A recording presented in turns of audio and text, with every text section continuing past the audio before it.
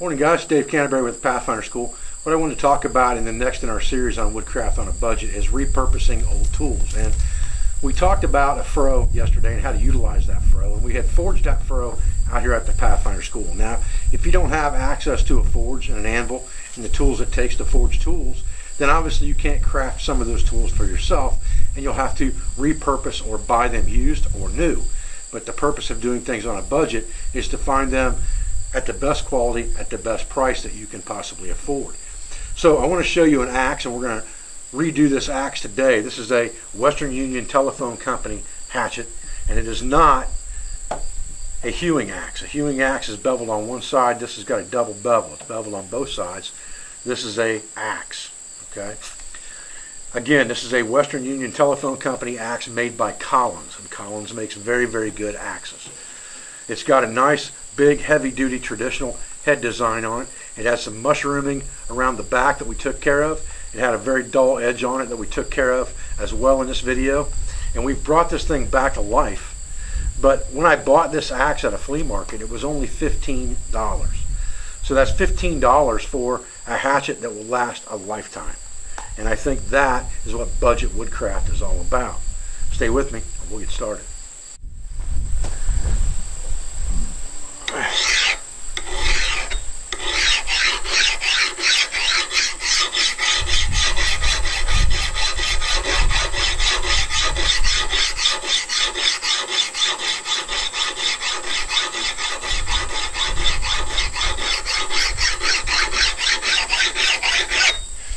You can see this axe has a small nick in it right here.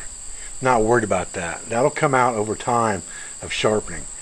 I'm not worried about a little nick like that, especially in a used axe that I bought.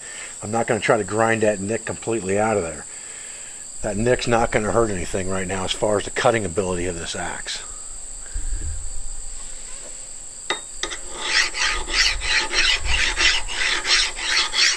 I'm using a mill file on this axe, and a mill file is designed to cut both directions. It's not like a normal file that only cuts in one direction. A mill file cuts in both directions.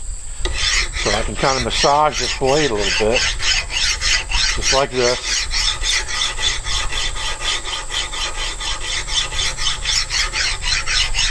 Using this vise with the blade straight up, I'm pretty much keeping the blade away from me. I got my hand on the outside of the blade as I do this. My other option would be to put this axe down flat on something and go away from myself. But with this, I can kind of go back and forth to get my initial edge and then use my stone to buff the final edge in.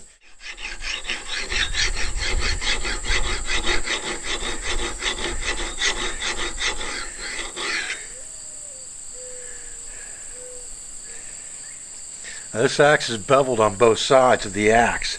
It's not like a hewing type axe where it's only beveled on one side. This was made for a hatchet, for hatchet type work. It wasn't made for hewing.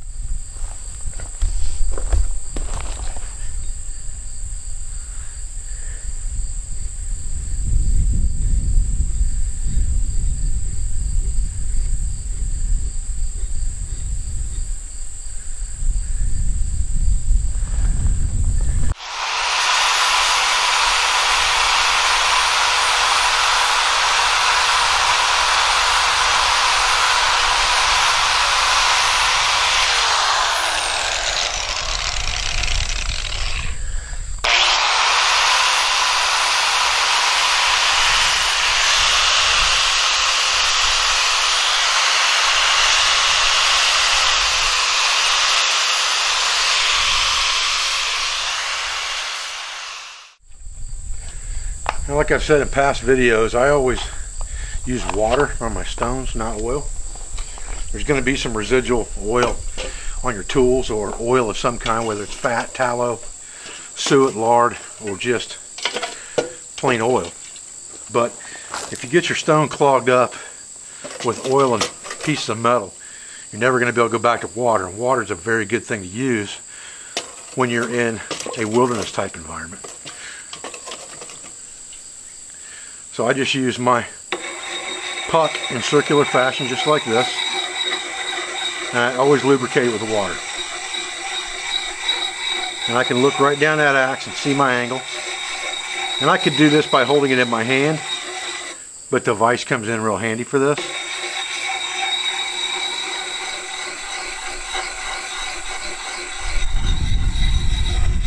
And the spot where I got that nick out of it right there, that was in there when I bought it, will slowly disappear as I sharpen it more and more. But to take that much metal off the head to get rid of that nick is truly unnecessary for something that you're going to use like an axe. If this were something I were going to try to do a lot of fine carving with, I wouldn't want that nick in there, obviously. But for something I'm just going to be chopping wood with, splitting, kindling, it's fine.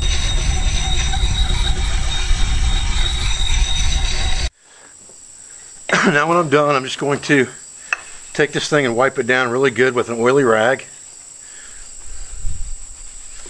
Make sure I wipe my edge down. Make sure I wipe the areas down where I had the grinder on there, because those are going to be prone to rust faster. You can see I left that Western Union Telephone Company logo on there on purpose. I ground really light there just to make sure that I didn't get into that logo.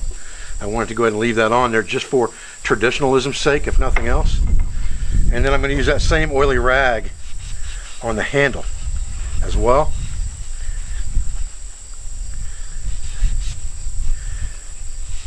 To keep this thing well protected from rust.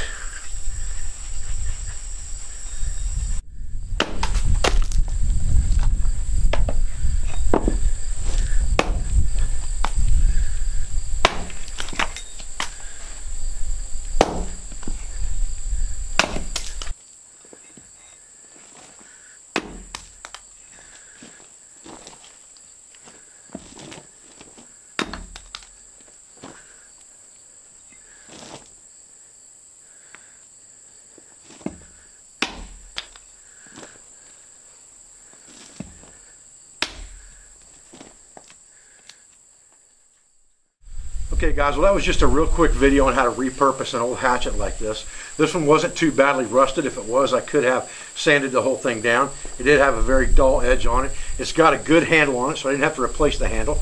But I have done videos in the past on replacing the handle or putting a new handle in the axe from the woods. You can also buy handles and replace the handles very easily from places on the internet or hardware stores if you can find the right eye-shaped design handle. And there are places on the web that you can buy specialty type handles for old hatchet heads like this. Again, something like this that was $15 and probably an hour's worth of work to bring it back to near original condition, that's going to last a lifetime, is what budget woodcraft is all about. I appreciate your views. I appreciate your support. I thank you for everything you do for our school, for our family, for our business, for all of our instructors, sponsors, affiliates, and friends. I'll be back to another video in this series as soon as I can. Thanks, guys.